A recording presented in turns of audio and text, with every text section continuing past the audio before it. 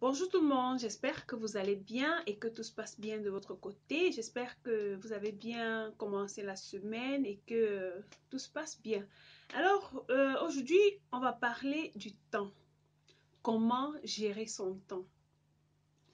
Il y a beaucoup de personnes qui se demandent, en fait, qui ont des tas de trucs à faire, qui ont des tas de choses à faire, mais qui ne parviennent pas toujours, je vais dire, à la fin de la journée, à la fin de la semaine, à réaliser toutes les choses qu'elles ont à faire juste parce que elles disent que, ou entre guillemets, ces gens disent qu'ils n'ont pas assez de temps. Alors aujourd'hui, je viens vous donner quelques astuces que moi j'utilise pour bien gérer mon temps. Je vais commencer par vous dire que moi-même, j'ai été victime de ce manque de temps, comme on dit souvent là. Et il a fallu du temps pour que je comprenne. Donc, j'ai essayé d'utiliser certaines astuces qui ont marché pour moi. Ces astuces que je vais vous donner aujourd'hui, ce ne sont pas des astuces qui vont forcément marcher avec vous, mais pour moi, ça a marché, ça continue de marcher. Et des personnes avec lesquelles j'ai essayé de partager, pas que j'ai essayé, avec lesquelles j'ai partagé ces astuces, ça a fonctionné. Donc, je suis sûre que si vous appliquez bien et que vous faites ce qu'il faut faire, vous pourriez avoir assez de temps pour faire tout ce que vous avez à faire.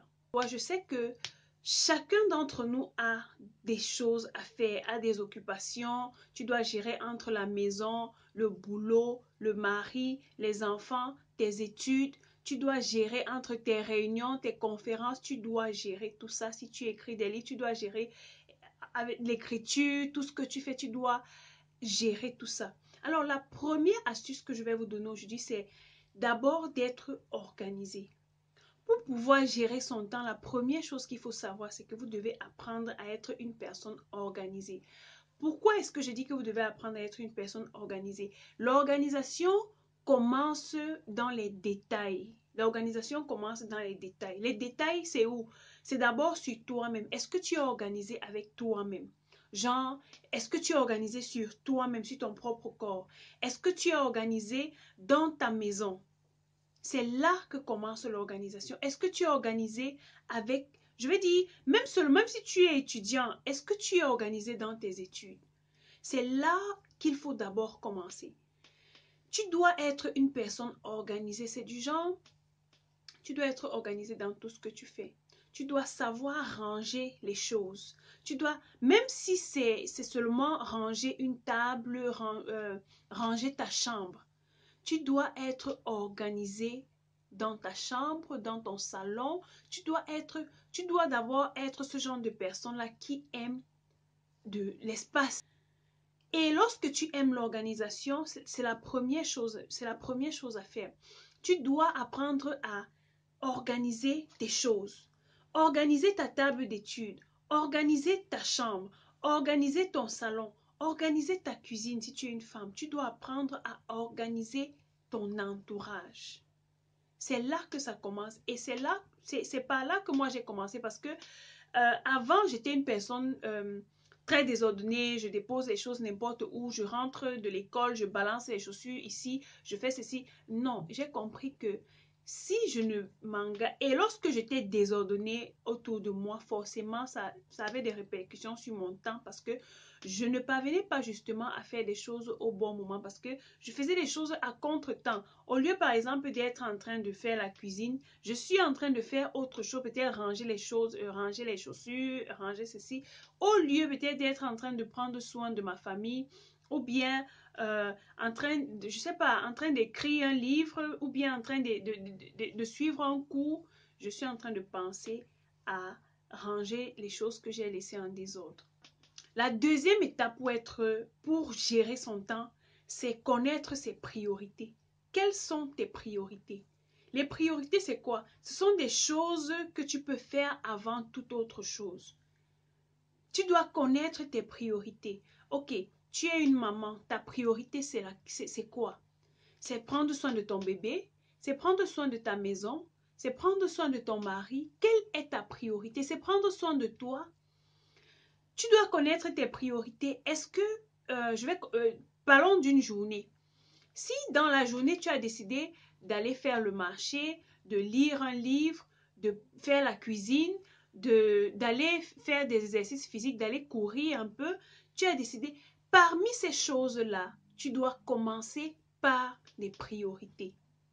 Le matin, quoi, lorsque tu as encore assez d'énergie, les choses prioritaires, tu dois les mettre le matin quand tu as encore assez d'énergie pour travailler. Par exemple, moi, j'aime lire le matin parce que je sais que le matin, mes idées, je vais dire, mon cerveau est encore tout frais pour pouvoir retenir les choses que je veux. En fait, pour pouvoir retenir, le matin, mon cerveau est encore frais, tout frais pour pouvoir retenir. J'aime énormément lire le matin. Quand je lis dans la journée, je ne parviens pas à retenir. Donc, du coup, la lecture devient une priorité pour moi le matin. Alors, c'est vrai que j'ai d'autres priorités qui viennent après la lecture ou avant, mais c'est l'une des choses qui sont prioritaires pour moi. Qu'est-ce qui est prioritaire chez toi, parmi toutes les choses que tu as fait dans la journée? Qu'est-ce qui est prioritaire? Et même si c'est dans la semaine, lorsque tu as fait ton programme, tu dois savoir par quoi est-ce que je commence le lundi, par quoi est-ce que je commence, qu'est-ce que je fais d'abord les 2 premiers jours de la semaine, ainsi de suite. Alors, la troisième chose qu'il faut savoir pour pouvoir gérer son temps, c'est savoir déléguer.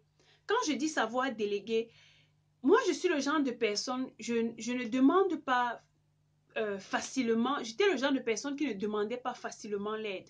Du genre, j'étais cette personne-là qui pense toujours qu'elle peut tout faire seule. Du coup, je me retrouvais toujours coincée à un moment en train de vouloir gérer ça et ça au même moment. Et sans te mentir, tu ne peux pas. Tu ne peux pas. À un moment, je me suis dit, bon, quand j'ai appris ces choses, je me suis dit, est-ce qu'il ne serait pas mieux d'essayer un peu de déléguer certaines tâches à certaines personnes? Et lorsque j'ai commencé à déléguer, je vous assure que tout a changé. Lorsque tu es une personne organisée, lorsque tu parviens à prendre l'organisation, à mettre de l'ordre autour de toi, et lorsque tu connais tes priorités et que tu parviens à déléguer certaines choses, ça change tout en fait. Ça change tout. Déléguer veut dire quoi? Donner la possibilité à quelqu'un de faire des choses dont tu n'as pas facilement accès. Donc, de faire des choses que tu n'as pas forcément le temps de pouvoir couvrir. Des choses que tu ne peux pas forcément faire seul. Tu dois apprendre à déléguer. Si tu es par exemple présidente d'une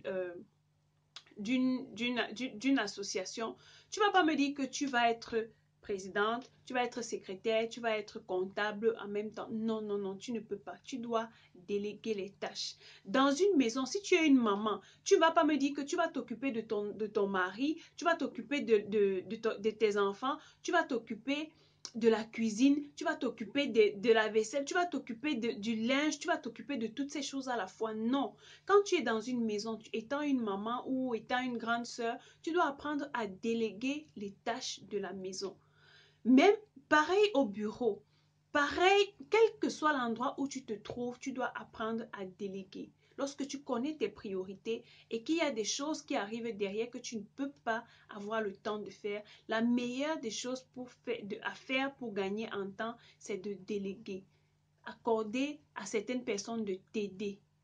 C'est de ça qu'il s'agit. Quand tu délègues, tu gagnes en temps et tu fais des choses plus rapidement. La quatrième chose qu'il faut savoir lorsque tu veux maîtriser ton temps, lorsque tu veux apprendre à gérer ton temps, c'est de connaître, d'apprendre à renvoyer certaines choses au week-end. Pourquoi je dis renvoyer certaines choses au week-end? Parce que généralement, tu te trouves tellement coincé, tellement surchargé en semaine que il y a des choses que tu ne parviens pas à faire. Et là, c'est normal. Parce que et par là aussi, beaucoup de gens se retrouvent en train de culpabiliser parce qu'ils n'ont pas pu faire certaines choses. La solution ici, c'est de renvoyer certaines choses au week-end. C'est vrai, on dit souvent le week-end, c'est pour se reposer, c'est pour faire la grasse matinée, c'est pour faire ceci. Non. Pour réaliser de grandes choses, tu dois apprendre à sacrifier ton plaisir, sacrifier ton sommeil, sacrifier certaines choses. Donc, si tu ne parviens pas à gérer toutes ces choses en semaine et que tu n'as pas pu déléguer, renvoie au week-end. Et le week-end, tu vas savoir qu'il va falloir que tu te sacrifies pour pouvoir faire ces choses-là. La cinquième chose que tu dois apprendre à faire lorsque tu veux gérer lorsque tu vas apprendre à gérer ton temps, c'est d'éliminer les choses qui ne sont pas importantes. C'est pas forcément tout ce que tu as mis dans ton programme qui est important. Non. Tu dois apprendre à éliminer les choses qui ne sont pas importantes. C'est pour ça qu'au début, j'ai parlé des priorités. Lorsque tu commences par tes priorités et qu'après tu délègues, tu dois, si à un moment tu te rends compte que même dans le week-end, tu ne parviens pas à faire les choses que tu t'es données, tu ne parviens pas à atteindre les objectifs que tu t'es fixés, tu élimines ce qui n'est pas important ou tu renvoies à la semaine qui arrive. D'ailleurs, ce n'est pas la fin du monde. Si tu n'es pas capable si tu n'as pas été capable de gérer quelque chose, certaines tâches cette semaine, ce n'est pas un problème.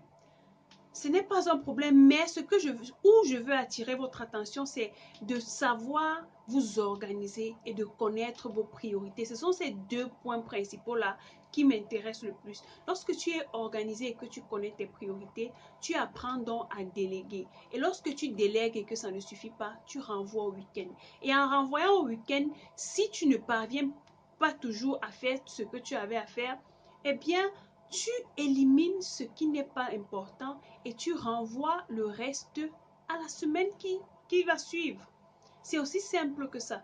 Lorsque j'ai compris ces choses-là et que j'ai mis en application dans ma vie, je vous assure que je parviens à faire des choses aujourd'hui que, je sais pas, c'est vrai que j'avais pensé à ces choses, mais je parviens à faire plus que ce que j'avais pensé parce que je suis en même temps étudiante, je prends soin de ma famille, je prends soin de mon business. J'ai créé toute une marque de produits de luxe qui se vend à travers le monde. Vous voyez, je dois gérer mes partenaires, je dois gérer mes études, je dois gérer ma famille, je dois gérer entre les mails qui arrivent chaque jour, entre les commandes qui arrivent chaque jour. Et si je ne délègue pas, si je ne sais pas gérer mes priorités, comment est-ce que je vais m'en sortir dans mon entreprise? Ce sera compliqué. Donc, c'est ce que je voulais partager avec vous aujourd'hui. Pour apprendre à gérer son temps, si vous appliquez cette technique, elles peuvent ne pas marcher chez vous, mais les personnes avec lesquelles j'ai eu à partager cette technique ont pu réussir. Et je vous remercie d'avoir regardé cette vidéo et comme je vous ai dit dans la vidéo précédente, ceci c'est un dialogue entre vous et moi. J'aimerais entendre de vous, j'aimerais lire de vous, j'aimerais entendre de vous aussi. Donc, laissez-moi dans les commentaires si parmi ces techniques, parmi ces astuces que je vous ai données, s'il y a une astuce que vous utilisez déjà et ou bien quelle est cette astuce-là qui vous manquait et que vous vous êtes dit, ok, je vais commencer par utiliser celle-ci et voir comment ça va se passer. Donc, j'aimerais savoir qu'est-ce que vous en pensez. Dites-moi si vous avez des questions. N'oubliez pas de me laisser dans les commentaires et ce sera avec plaisir que je vous répondrai. Donc, on se verra la vidéo que je ferai très prochainement. D'ici là, gardez la positive attitude pour vivre une vie d'impact, la vie qui vous inspire.